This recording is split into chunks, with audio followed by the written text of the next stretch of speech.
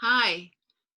Well, Hi, I'm very Elspeth. pleased today to Hi. be speaking to friends and colleagues in Australia, Kat Gomes, who's at RMIT, and Shanton Chang, who's at Melbourne University. And we've known each other for a really long time, Shanton in particular, but you've got a book coming out in my series, which we'll talk about later on. But I wanted to start by talking about, you come from very different discipline areas, and a couple of my conversations with people so far have talked about the influence of different disciplines on international education.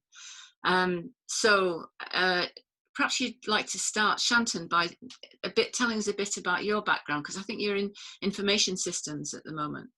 I am. I'm in information systems and information behavior studies. I'm actually in the faculty of engineering at the Melbourne School of Engineering in the School of Computing and Information Systems.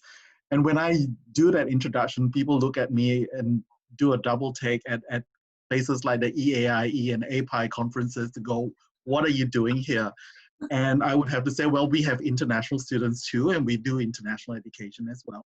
But my research is looking at it from an information perspective and how people from different cultures, different countries, international students use information quite differently and how that impacts on their experiences and their lived experience. So, Yeah. I'm not in education at all. Yeah, and Kat, I think you're in communications and migrant studies, I think. Is that right?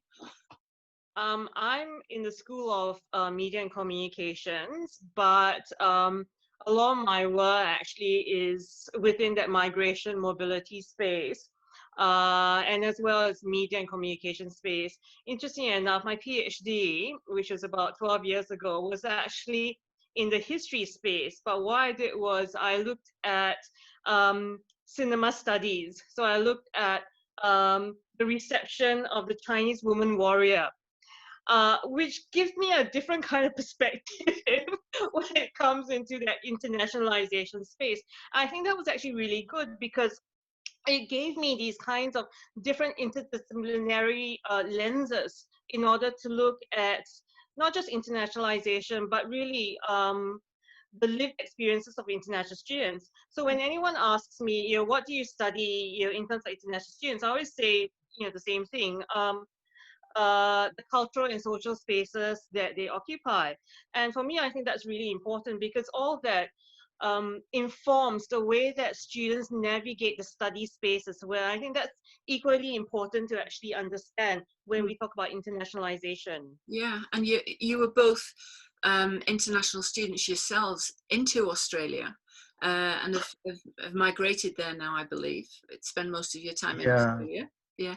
We actually met on the first day we came to Australia As in 1990 undergraduates. orientation as undergraduates in Perth. Oh So goodness! So you've worked together as well since then. Obviously, you do a lot of work together, a lot of writing together, and Actually, we've only started writing together in the last 8 or so years. Before that, like she was from arts, and I was from commerce and IT. It's like these people don't talk to each other normally, right? but the it occasional coffee, but yeah. But it's interesting though. I, It's a reflection of how all of these different disciplines. As a few people have mentioned this already in the conversations that I've had.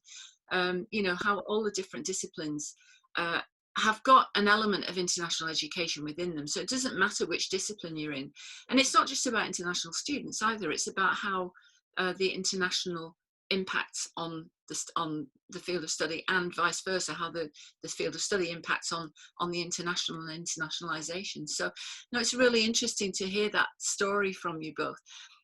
But you've always kind of, and I guess it's partly your own experiences, your focus is very much on students from what I've read and from our conversations.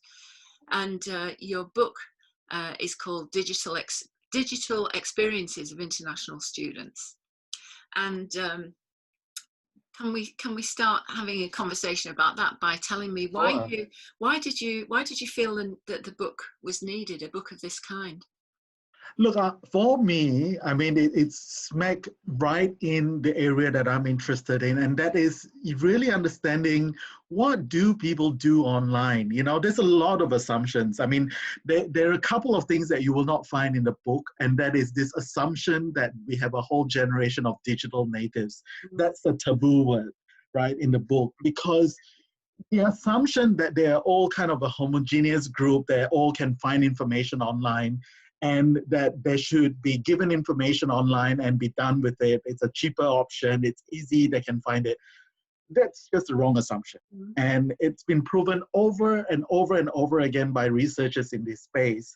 And so when we started thinking about really, as universities are starting to engage more and more with students online, and international students in particular, they're going to be at a disadvantage if the universities don't do it well, right? All the internationalization at home strategies still has to be communicated to the students. They have to be engaged in the process.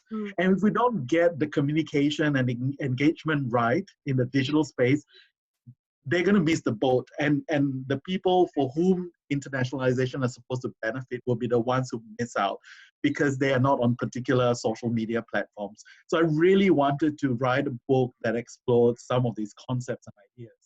I think that it's also because obviously I've had the pleasure of reading it. It's now in production, but I'm one of the few people who's been able to read it.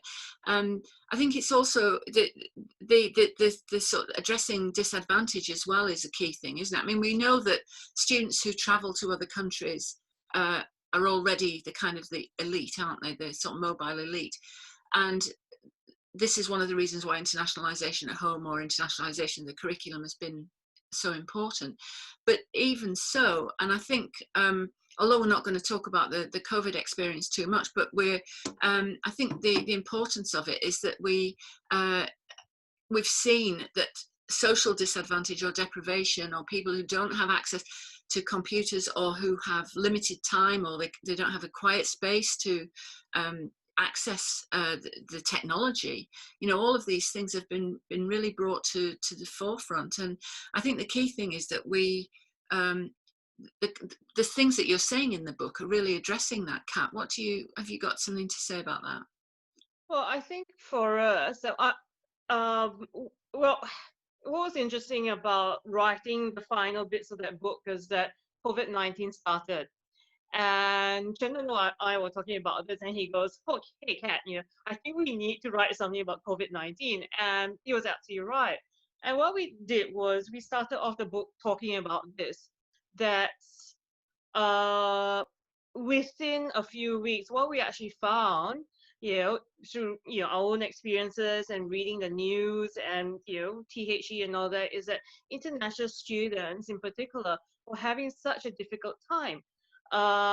They were in meltdown. Your everyday, your domestic students were already in meltdown. Your international students were finding it even more difficult, in part because also it's an overload of digital happening for them. What they've been doing is that they're here in Australia or whichever countries where they're studying in, and they're also trying to manage understanding what's going on at home. So for me as well, what I'm always interested in is how the home environment, as in the home nation, how that impacts on their learning as well. Because we always talk about how any mobile actor is always connected back to wherever that they come from.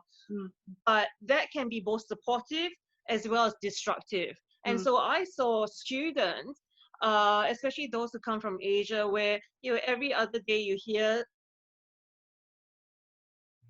new cases in certain countries, and these were students who were just trying their best to concentrate on their studies while here, online, but at the same time, 3/4 of the time they're thinking and reading news about what was happening at home. So for these students, the digital also poses quite an interesting disjuncture from what we think the digital provides. So rather than just about communicating and information seeking and all that, it also provides this added cloud, especially during this period of time.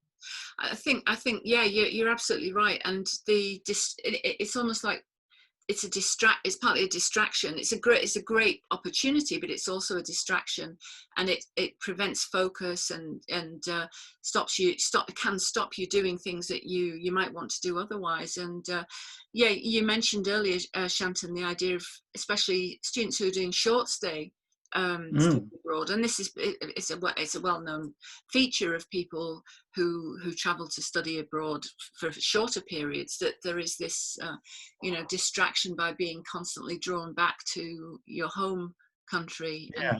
and not I mean, concentrating. even people who are trying to escape what's going on back home to go to a new country, the first thing they do when they go to a new country is to find out what's going on back home, right? That's when you start reading the newspapers to find out what's going on back home.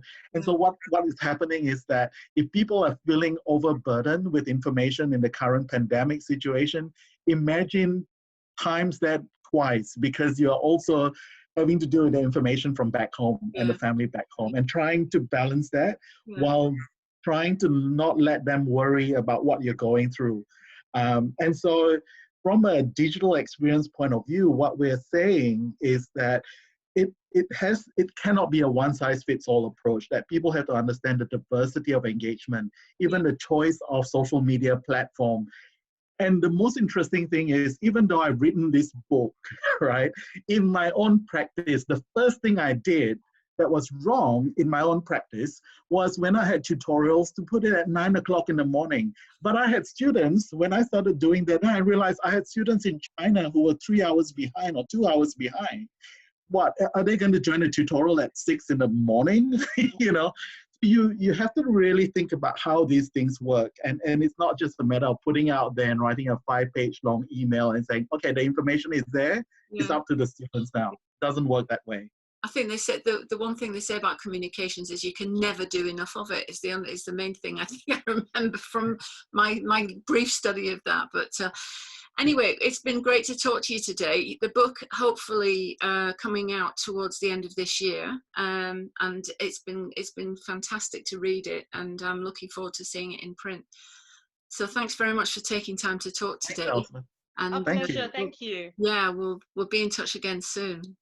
Yeah, bye. Bye.